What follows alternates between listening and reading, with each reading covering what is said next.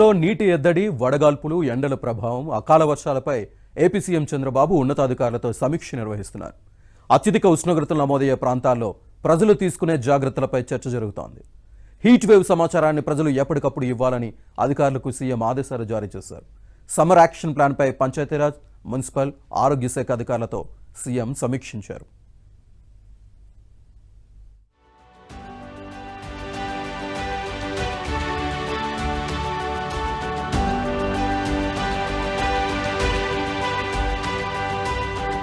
Municipal, ఆరోగ్య శాఖ అధికారులతో సీఎం సమీక్షించారు.